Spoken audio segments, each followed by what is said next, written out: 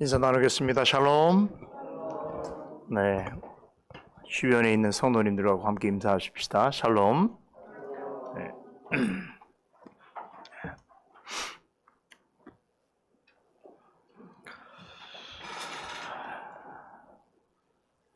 오늘 아침도 우리 잠언 말씀 함께 나누도록 하겠습니다. 잠언서 10장 15절로 21절까지입니다. 잠언 10장 15절에서 21절까지 우리 한 목소리로 읽도록 하겠습니다. 부자의 재물은 그의 견고한 성이요 가난한 자의 궁핍은 그의 패망이니라. 의인의 수고는 생명에 이르는 악인의 소득은 죄에 이르느니라. 훈계를 지키는 자는 생명의 길로 행하여도 징계를 버리는 자는 그릇 가느니라. 미워함을 감추는 자는 거짓의 입술을 가진 자요 참소하는 자는 미련한 자니라. 말이 많으면 허물을 명키 어려우나 그 입술을 제어하는 자는 지혜가 있느니라. 의인의 혀는 천은 같거니와 악인의 마음은 가치가 적으니라. 의인의 입술은 여러 사람을 교육하나 미련한 자는 지식이 없으므로 죽느니라. 예, 됐습니다. 잠언 10장을 살펴보고 있는데요. 잠언 10장 전체를 아우르고 있는 가장 중요한 관심사는 하나님을 경외하는 자로서 어떻게 해야 지혜로운 삶을 살아갈 수 있는가 하는 것입니다. 잠언이 가르치는 하나님을 경외한 삶이라고 하는 것은 하나님의 지혜를 따르는 삶입니다. 이것이 잠언 기자가 잠언 1장부터 계속해서 거듭 강조하고 있는 중요한 주제입니다. 잠언을 분류할 때에 첫 번째 큰 섹션이 있다고 그랬죠. 1장에서 9장까지인데 여기에서는 하나님의 지혜가 무엇이며 왜 지혜가 필요한가에 대해서 설명했습니다. 이어서 큰 두 번째 섹션이 되는 10장에서부터는 하나님의 지혜를 가지고 우리의 삶 속에서 하나님을 경외하면서 살아가는 데 있어서 요구되어지는 아주 구체적이고 실증적인 경험에 대해서 이야기하고 있습니다. 전제는 이것입니다. 하나님의 지혜를 가지고 하나님을 경외하는 삶을 살아간다면 반드시 그에 합당한 열매가 있어야 한다는 것입니다. 자, 이 점에 있어서 우리는 시편 말씀을 기억을 하게 되는데요. 잠언과 시편은 교훈에 있어서 내적으로 깊이 연관되어 있습니다. 언제 기회가 되면 잠언과 시편의 관련성을 또 여러분들과 함께 나눌 수 있는 기회가 있기를 바랍니다. 잠언에서 말하는 지혜 있는 자를 시편 1편에 보면 복 있는 사람이다 라고 표현합니다. 시편 1편은 전체 시편 150수 중에 서론이라고 말씀드렸죠. 이 서론이 되는 시편 1편은 복 있는 사람은 어떠하다라고 하는 진술로 시작되지요. 여러분도 잘 알고 있는 말씀입니다. 우리 한번 읽어볼까요? 복 있는 사람은 악인의 꾀를 쫓지 아니하며 죄인의 길에 서지 아니하고 오만한 자의 자리에 앉지 아니하고 오직 여호와의 율법을 즐거워하여 그 율법을 주야로 묵상하는 자로다. 저는 시냇가에 심은 나무가 시절을 쫓아 과실을 맺으며 그 잎사귀가 마르지 아니함 같으니 그 행사가 다 형통하리로다. 여기까지입니다. 자, 시편 기자가 말하고 있는 복 있는 사람이 어떤 사람인가 하면요. 자, 우리의 머릿속에서 어떤 관념을 가지고 살아가는 사람이라든가 아니면 어떤 생각만을 가지고 살아가는 사람이 아니라는 것이죠. 여러분, 우리 그리스도인들은 그저 천상에 속해 있는 사람이 아닙니다. 하나님을 경외하는 자라고 하는 것은 바로 이 땅에서 우리가 발을 딛고 살아가는 이 땅에서 하나님의 지혜를 따라 살아가는 삶인 것이지요. 복 있는 사람은 어떤 관념이나 사고에 머무르지 않고 실천하면서 살아가고 있습니다. 이 말씀을 잘 보면 부정과 긍정의 삶을 동시에 살아가는 것을 볼 수 있는데 하나님을 경외하는 복 있는 사람이란 부정적으로는 악인의 꾀를 쫓지 아니하며 죄인의 길에 서지 아니하며 오만한 자의 자리에 앉지 아니하는 삶을 살아갑니다. 그렇죠? 즉 악인과 죄인과 오만한 자와 같은 삶을 살아가지 아니하기 위하여 부단히 애를 쓰는 사람이 복 있는 사람이요 하나님을 경외하는 사람입니다. 동시에 긍정적으로는 여호와의 율법을 즐거워하여 그 율법을 주야로 묵상하는 삶을 살아가지요. 이 말은 무엇입니까? 말씀을 그저 귀로 듣는 것만 만족하는 것이 아니라 말씀의 은혜를 쫓아서 자신의 삶 속에서 그 말씀의 열매를 맺기 위해서 부단히 애를 쓰고 노력한다는 것입니다. 그래서 어떡합니까? 하나님의 말씀을 듣기를 즐거울 뿐만 아니라 그 말씀을 늘 마음에 담고 묵상하고 그 말씀을 따라 살아가려고 애를 쓰는 것이지요. 이것이 시편이 가르치는 하나님을 경외하는 자의 모습인 것입니다. 이렇게 살아가게 될 때 어떤 결과가 있게 될 것인가를 시편 기자는 이렇게 말해주지요. 시냇가에 심은 나무가 시절을 쫓아 과실을 맺고 그 잎사귀가 마르지 아니함 같이 그 행사가 다 형통할 것이라고 말씀합니다. 지혜의 말씀을 따라서 부지런히 애쓰며 살아가는 하나님을 경외하는 사람은 이 땅에서 시냇가에 심은 나무가 늘 싱싱하고 활력 있는 열매를 내듯이 그런 풍성한 열매를 내며 살아가게 될 것이라 말씀하십니다. 자, 예수님께서도 산상수훈에서 이와 비슷한 교훈을 전해주시는데요. 우리의 신앙을 열매 맺는 일에 비유하십니다. 여러분 잘 아시는 마태복음 7장 18절 19절에서 이렇게 말씀하시죠. 좋은 나무가 나쁜 열매를 맺을 수 없고 못된 나무가 아름다운 열매를 맺을 수 없나니 아름다운 열매를 맺지 아니하는 나무마다 찍혀 불에 던지우니라 라고 하셨습니다. 여기서 사람을 나무에 비유한다면 그 사람의 삶 속에서 나타나는 결과물들을 열매라고 말씀합니다. 사람은 어떤 형태로든지 자신의 삶 속에서 열매가 나타나기 마련인 것이지요. 자, 그런데 중요한 것은 열매가 있느냐 없느냐가 아닙니다.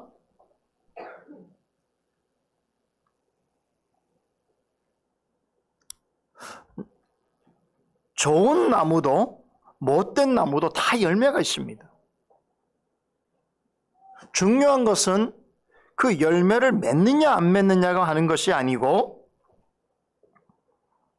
어떤 종류의 열매인가,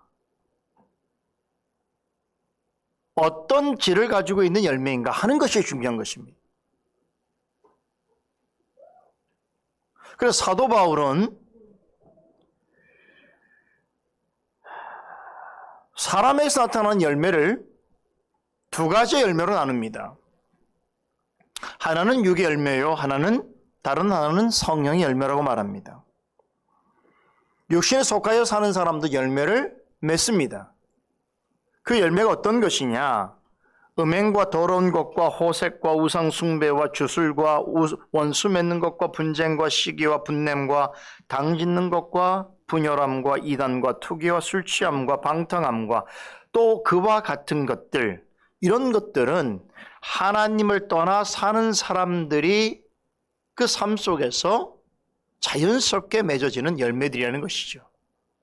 반면에 성령의 뜻을 쫓아 살아가는 사람에게서 나타나는 열매도 있다고 말씀하시죠? 사랑과 희락과 평과 오래 참음과 온유와 자비와 충성과 양성과 충성과 온유와 절제 같은 그리스도를 닮은 성품.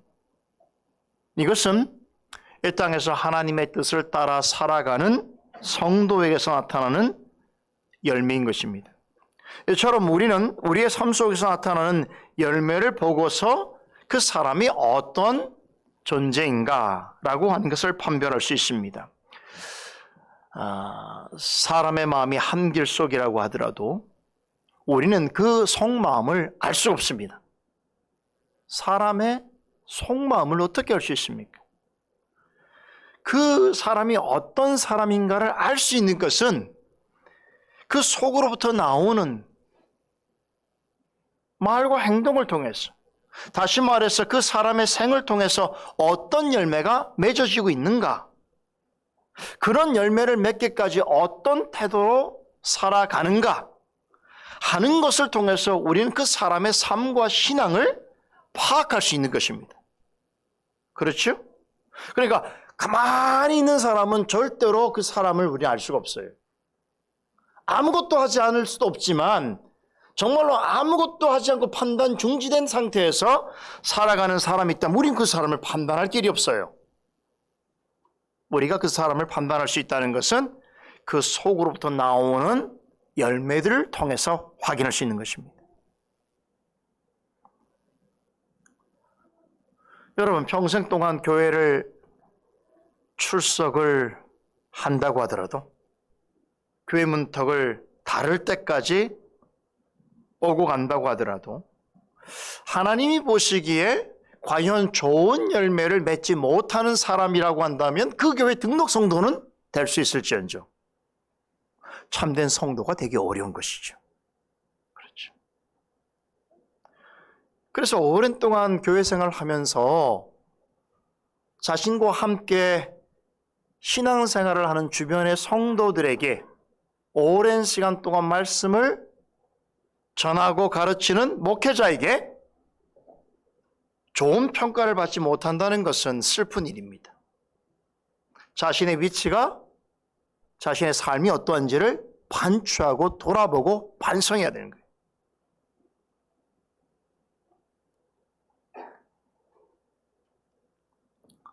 어떤 경우에는 자기 자신보다 주변에 있는 사람이, 가장 가까이 있는 사람이 그 자신을 더 정확하게 알 수 있습니다.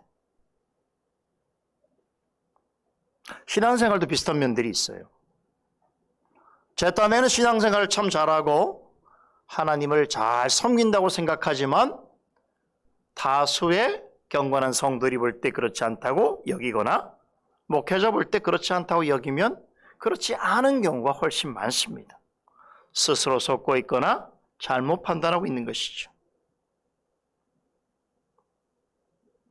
하나님을 믿는 믿음은 어떤 식으로든 열매로 나타나게 되어 있습니다. 열매 없는 신앙이란 있을 수 없습니다. 그러므로 중요한 것은 어떤 열매를 맺는가 하는 것입니다. 그 점에 있어서 지금 살피고 있는 잠언 말씀들은 우리에게 굉장히 실적인 교훈을 전해주고 있는 거예요. 그러니까 하나님을 경외하는 지혜자로 산다고 할 때에 그 삶 속에서 구체적으로 어떤 열매가 나타나야 하는지를 375가지를 세세하게 가르쳐주고 있으니까 얼마나 귀한 교훈입니까? 그래서 이런 말씀이죠. 명철한 사람은 지혜 있는 열매를 얻을 것이고 미련한 사람은 어리석은 열매를 맺게 될 것이라는 것입니다. 잠언의 두 번째 섹션에 기록된 말씀들은 하나님의 지혜를 따라서 하나님을 경외하며 살아가고자 하는 사람의 삶 속에서 어떤 열매가 나타나야 하는지를 구체적으로 교훈해 주고 있습니다. 우리는 앞으로 살펴볼 말씀들을 이런 관점에서 염두에서 생각해 보아야 할 텐데 오늘 본문에는 두 가지 관점에서 하나님을 경외하는 자, 즉 이 땅에서 하나님의 지혜로 살아가는 사람의 삶 속에 나타나야 될 합당한 열매에 대해서 전해주고 있는데 첫째는 부와 소득에 관해서입니다. 둘째는 말에 관해서입니다. 오늘은 첫 번째 주제에 집중해서 말씀을 좀 나눠보도록 하겠습니다. 본문 15절에서 17절 말씀인데요. 하나님을 경외하는 사람이 부와 소득과 관련해서 어떤 열매를 맺어야 하는지에 대해서 가르쳐주고 있습니다. 15절을 다시 봅니다. 부자의 재물은 그의 견고한 성이요 가난한 자의 궁핍은 그의 멸망이니라 라고 말씀합니다. 여기에 두 문장이 철저하게 대조를 이루고 있죠. 부자와 가난한 자, 재물과 궁핍, 견고한 성과 멸망. 이것은 모든 단어가 이렇게 대칭적으로 대조를 이루고 있습니다. 먼저 생각해 볼 것은 부자의 재물과 가난한 자의 궁핍입니다. 자문 기자는 앞서 말씀에서 여기서 말하고 있는 부자와 가난한 자에 대해서 언급한 적이 있죠. 우리 10장 4절 5절 보세요. 여기 보면 손을 게으르게 놀리는 자는 가난하게 되고 손이 부지런한 자는 부하게 되느니라. 여름에 거두는 자는 지혜로운 아들이나 추수 때에 자는 자는 부끄러움을 끼치는 아들이라고 했습니다. 자, 그러니까 오늘 본문에서 말하고 있는 부자라고 하는 것은 앞 내용과 연관해서 생각해 보면 손이 부지런하게 하여서 부하게 되는 사람입니다. 자문 기자는 이 사람을 부자인 동시에 지혜로운 아들이라고 말합니다. 반대로 가난한 사람이란 손을 게을리게 놀림으로 가난하게 되는 사람을 가리킵니다. 자문 기자는 이 사람을 추수 때에 수치를 당할 어리석은 자라고 표현합니다. 그렇다면 본문에 언급된 부자의 재물이라고 하는 것은 성실한 노력을 대가로 얻은 의로운 소득을 뜻합니다. 반면에 가난한 자의 궁핍이란 일해야 할 때에 일하지 아니하고 항상 게으름을 피운 그 결과를 말하는 것입니다. 여기서 여러분들이 기억하셔야 될 것은 이 부자와 가난한 자는 단지 물질과 관련해서만 언급하는 것이 아닙니다. 물질이 많거나 적은 사람을 말하는 것이 아닙니다. 부자와 가난한 자는 지혜 있는 자와 어리석은 자에 관한 비유입니다. 이 점을 놓치면 안 돼요. 이걸 잘 모르면 부자는 좋고 가난한 사람 나쁘다라고 하는 이런 엉뚱한 이해를 하게 되는 것입니다. 자문 기자는 부자가 모은 재물을 그 자신을 지켜주는 견고한 성에 비유합니다. 이것은 무엇을 말하는 것입니까?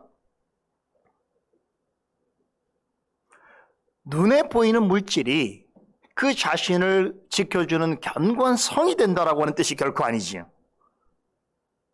비유입니다. 여기서 부자가 모은 재물이라고 하는 것은 무엇에 관한 비유인가 하면 바로 앞에 14절에 언급되어 있지요. 지혜 있는 자의 지식입니다. 자문 기자는 지혜로운 사람은 지식을 모아 간직하는 것을 성실한 사람이 부를 얻는 것에 비유하고 있습니다. 따라서 부자의 재물이 그에게 견고한 성이 된다는 말은 성실한 태도로 하나님의 지혜를 모으고 쌓아가면 결국 그 지혜가 그 자신을 지켜주는 견고한 성과 같은 역할을 하게 될 것이다. 이 의미입니다. 이런 사람은 하나님 보실 때 어떤 사람이라고요? 지혜로운 사람이라는 것이죠. 반대로 미련한 사람 어떻습니까? 하나님의 지혜를 모으는데 아무런 관심이 없습니다. 열심도 내지 않습니다. 마치 이것은 추수 때가 다 되었는데도 거둘 것이 없는 게으른 농부와 같다는 것이지요. 그런 사람은 어떻습니까? 창고에 드릴 것이 없는 것처럼 평소에 하나님의 지혜를 추구하고 간직하는 일에 관심이 없고 노력하지 않는 사람은 영적으로 궁핍해질 수밖에 없다는 것입니다. 그런 자의 궁핍은 마지막 날에 하나님께로부터 받는 심판의 이유가 되는 것입니다. 보면 16절은 이 두 종류의 사람을 의인과 악인으로 묘사하면서 의인의 수고는 생명에 이르고 악인의 소득은 죄에 이르니라 라고 합니다. 이 16절도 역시 대조를 이루고 있는 두 문장인데요. 지혜로운 사람을 의인이라고 하고 미련한 자를 악인이라고 하면서 의인이 행하는 일을 수고라고 하고 악인이 행하여 얻는 것을 소득이라고 표현합니다. 여기에 굉장히 중요한 교훈이 숨어 있습니다. 여러분, 오늘 본문에서 말하고 있는 부자와 가난한 자, 의인과 악인은 뭘로 묘사하고 있냐면 둘 다 나름 열심을 내어서 일하는 사람으로 묘사하고 있다는 점을 놓쳐서는 안 됩니다. 의인만 일하고 악인은 노는 것이 아닌 것이에요. 둘 다 열심히 일합니다. 여러분, 하나님을 믿지 않는 사람이라고 해서 다 게으릅니까? 절대로 그렇지 않죠. 불신자 중에서도 정말 삶을 열심히 최선을 다해서 사는 사람들이 얼마나 많은지 모릅니다. 우리나라에 여러분 부자들 중에 신자가 많겠습니까? 불신자가 많겠습니까? 소위 말하는 우리나라 100대 재벌이라고 하나요? 이런 사람들 중에 여러분, 그리스도를 잘 믿는 사람이 맞겠습니까? 아니면 하나님을 잘 모르는 사람이 맞겠습니까? 후자가 많을 것입니다. 하나님을 잘 모르는 사람이라도 열심히 일한 대가로 엄청난 부와 큰 성공을 이룰 수 있다는 것은 상식이죠. 그죠? 하나님은 심은 대로 거두린다고 말씀하셨습니다. 이건 자연 법칙에도 적용되는 것이고 우리 인간의 행위에도 적용되는 것입니다. 그렇죠? 열심히 일하면, 그렇죠? 물론 지금 우리 사회는 열심히 일해도 안 되는 것이 있다라고 하는 그런 좌절론이 많은 사람들의 마음을 무겁게 하고 있습니다만, 그러나 하나님이 내신 일반적인 자연적 질서, 인간의 본성적인 그런 삶의 방식에 있어서는 여러분 열심히 하면 심은 대로 거두게 되어 있는 것이. 그러나 오늘 잠언 기자는 여러분, 하나님의 지혜가 없는 사람이 열심히 일해서 어떤 소득을 얻는다 할지라도 그것을 미루는 자요 악인의 결과물이라고 말씀하고 있다는 것이. 우리 시편 73편의 내용 잘 아시죠? 이 세상에서 참 불의한 일을 많이 행하고 심지어 하나님을 향해서 막 직접적으로 악한 말을 쏟아내는 어떤 한 사람이 있지 않습니까? 그런데 그 사람을 바라보는 경건한 삶을 살고 있는 성도가 경악하면서 이렇게 고백합니다. 볼지어다 이는 악인이라도 항상 편안하고 재물은 더욱 불어나는구나 라고, 이건 탄식을 하는 거예요. 무슨 얘기입니까? 나는 하나님을 섬기는데 이렇게 많은 어려움과 고난을 겪고 있는데 저는 분명히 불의하고 악한 자임에도 불구하고 자신의 마음에 소원하는 것 이상으로 모든 일이 잘 풀리고 많은 것을 소유하고 거기에다가 백수를 누릴 만한 건강까지 가지고 있고 다른 사람들이 당할 만한 불행이나 재앙은 전혀 당하지 않는 삶을 살아가는 그런 사람을 향하여서 뭐라고 그럽니까? 탄식을 하는 것이. 그러나 잠언 기자는 주저없이 그런 인생을 사는 사람을 가리켜서 악하고 어리석은 인생이라고 말합니다. 왜냐하면 결국 악인의 소득은 그를 죄에 이르게 하기 때문입니다. 하나님을 알지 못하는 사람이 열심을 내어서 더 많은 재물을 모으고 더 큰 명예를 얻고 더 보기 좋은 삶을 살아간다고 할지라도 만일에 그것으로 인해서 점점 더 하나님으로부터 등을 돌리고 하나님에게서 멀어지는 삶을 추구하게 된다면 그것은 그에게 진정한 축복이 아니라는 것이지요. 악인이 노력을 해서 얻은 소득으로 하나님 앞에서 더 많은 죄를 짓게 된다면 그 최종적인 열매가 뭐냐? 죽음이라는 것이, 하나님의 심판에 이르는 사망이라는 것이죠. 이것이 오늘 본문의 악인의 소득은 죄에 이르니라라고 하는 말씀이 전하는 의미입니다.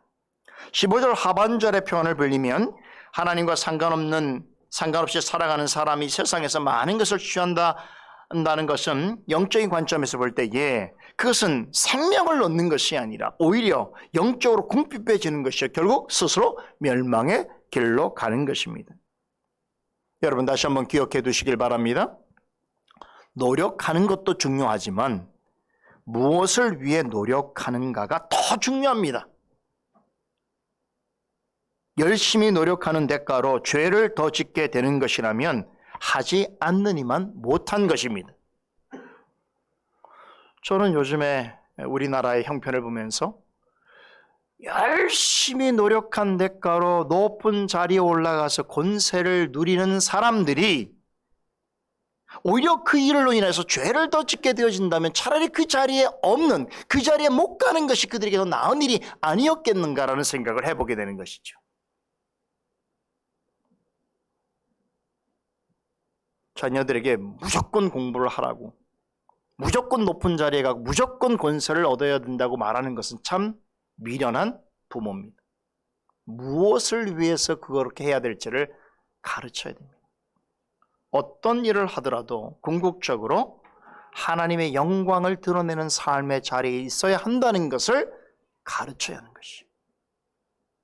하나님의 영광을 잃어버린, 자신이 하나님께서 받으셔야 될 영광을 가로채는 자리에 있는 권세와 명예와 물질은 생명을 얻는 것이 아니라 스스로 죽음으로 향하는 것입니다.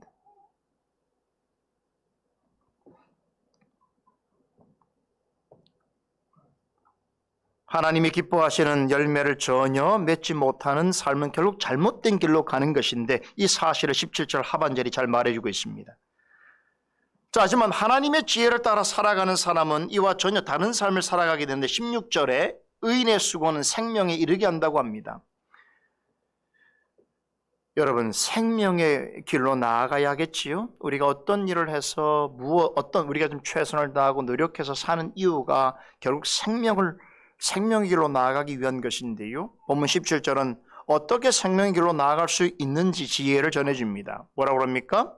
훈계를 듣고 순종해야 한다는 것이지요. 여기서 훈계는 하나님의 말씀을 뜻합니다. 생명의 길로 나아가려면 말씀을 귀담아 들을 뿐만 아니라 그 말씀에 따라서 살아가야 한다는 것입니다. 그렇게 할 때에 예수님께서 말씀하신 아름다운 열매를 맺는 좋은 나무 같은 존재가 될 것입니다. 길가와 돌밭과 가시떨기에 떨어진 씨는 결코 좋은 열매를 맺을 수 없습니다. 오직 좋은 땅에 떨어진 씨만이 30배, 60배, 100배의 풍성한 열매를 얻을 수 있습니다. 예수님은 좋은 땅과 같은 심령을 가진 사람을 이렇게 설명하십니다. 착하고 좋은 마음으로 말씀을 듣고 지키어 인내로 결실하는 자니라. 아멘. 얼마나 귀한 말씀입니다. 주님 앞에 착한 마음을 갖고 좋은 마음으로 말씀을 듣고 들은 말씀을 지키려고 애를 쓰고, 그럴 때에 인내를 가지고 좋은 열매를 맺기 위하여 애쓰는 사람, 이 사람이 좋은 땅과 같은 심령을 가진 자라는 것이지요. 여러분, 좋은 땅이라고 해서 씨를 심으면 바로 작물을 얻을 수 있는 게 아니지요. 아무리 좋은 땅이라도 뭘 해야 됩니까? 그 작물이 자라는데 시간이 필요한 것이고, 거기에는 인내가 있어야 하는 것입니다. 우리가 하나님의 지혜를 따라 살아간다고 할 때에 여러 가지 어려움을 만날 수 있습니다. 오늘 사도행전 강설에서도 그 부분을 다시 한번 우리 확인해 볼 텐데요. 하나님께서 보내신 전도 여행에 오직 그리스도의 복음을 전하는 그 길에, 여러분, 그 길이 꽃길이었습니까?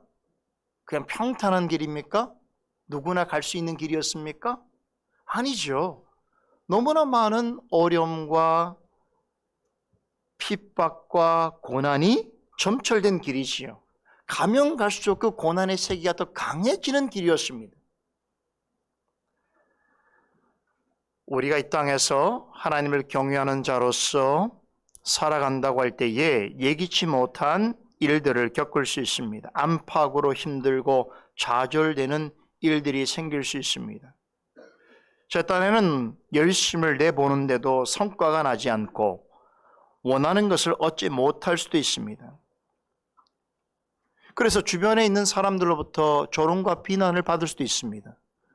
너는 교회를 다니면서, 너는 하나님을 믿는다고 하면서, 너는 주일을, 일요일을 그렇게까지 교회 가서 그렇게 지내면서, 이러면서 이제 단서를 붙이면서 비교하지 않습니까? 또 어떤 경우에는 하나님을 믿지 않는, 나를 조롱하는 사람이, 나를 비웃는 사람이 세상에서 훨씬 형통한 삶을 살고, 그의 자식들은 훨씬 잘 되고, 그의 기업과 그가 누릴 만한 것들은 또 풍성해지고 하는 것들을 우리는 보면서 마음 깊은 곳에 질시와 부러움을 가질 때도 있는 것이 사실입니다. 그러나 기억하십시다. 생명으로 나아가는 길은 좁고 험하여 찾는 이가 적다고 하셨습니다. 이 길은 나의 힘과 노력으로만 갈 수가 없습니다. 성령께서 말씀으로 이끌어 주셔야 합니다. 그러기에 말씀을 듣고 배우고 확신한 일에 창념해야 하는 것입니다. 그럴수록 하나님 앞에서 더 지혜로운 삶을 살아갈 수 있습니다. 그러다 보면 자연스럽게 하나님께서 원하시는 열매를 맺을 수 있는 것입니다. 이것이 성도의 능력인 것이, 이게 그리스도인의 능력인 것입니다. 이런 열매가 나타나기까지 어떻게 하라고요? 하나님 말씀을 듣고 지키어 끝까지 인내함으로 결실을 맺어가야 하는 것입니다. 그러면 15절에서 말하는 부자가 될 수 있습니다. 이 사람은 이 땅에서의 부자를 말하는 것이 아니라 하나님 나라의 부자입니다. 이 사람은 늘 하나님 말씀을 듣고 깨달음으로 하나님이 기뻐하시는 열매를 많이 맺습니다. 이런 성도야말로 가장 지혜로운 사람입니다. 하나님께서는 우리로 하여금 이 지혜를 얻게 하시기 위해서 특별히 우리를 위해서 직접 집을 만드셔서 그 집 가운데로, 그 집에 신령한 잔치를 베푸시고 우리를 그 집으로 늘 인도해 주십니다. 바로 그 집이 어디입니까? 주님의 몸된 교회입니다. 그래서 주님의 교회로 나오는 자마다 생명의 양식을 풍성하게 제공해 주십니다. 우리에게 좋은 열매를 맺을 수 있도록 지혜를 공급해 주십니다. 그런 과정을 통해서 하나님 나라에 들어온 성도로 하여금 더 원숙하고 온전한 믿음을 가진 하나님의 사람, 하나님을 경외하는 지혜자로 살아갈 수 있도록 도우시고 격려하시고 이끄시는 것입니다. 오늘도 우리로 하여금 그러한 지혜자의 삶을 살 수 있도록 주님의 몸된 교회로 인도하여 주신 줄로 믿습니다. 기도하십시다. 거룩하신 하나님, 참으로 귀한 하나님의 지혜를 우리에게 들려주시니 감사를 드립니다. 세상 어디에서도 들을 수 없고 깨달을 수 없는 하나님으로부터 나온 지혜의 계시들을 우리가 접하게 될 때에 우리가 이 말씀들을 그냥 흘려보내지 아니하고 잘 듣고 그 말씀을 지키고 그 말씀대로 살아감으로 하나님께서 기뻐하실 만한 좋은 열매를 풍성히 맺어가는 성도의 삶이 되게 하여 주시옵소서. 그 지혜를 공적인 교회의 나를 통해서 주님의 날에 주님 앞에 나온 성도들에게, 주님의 몸된 교회에 속하여 있는 자들에게 아낌없이 풍성히 베풀어 주실 줄 믿사오니 오늘 이 거룩한 날도 그러한 주님께서 허락하시는 풍성한 지혜의 열매를 맺어가는 하루가 되게 하여 주시옵소서. 감사드리며 예수 그리스도 이름으로 기도드리옵나이다. 아멘.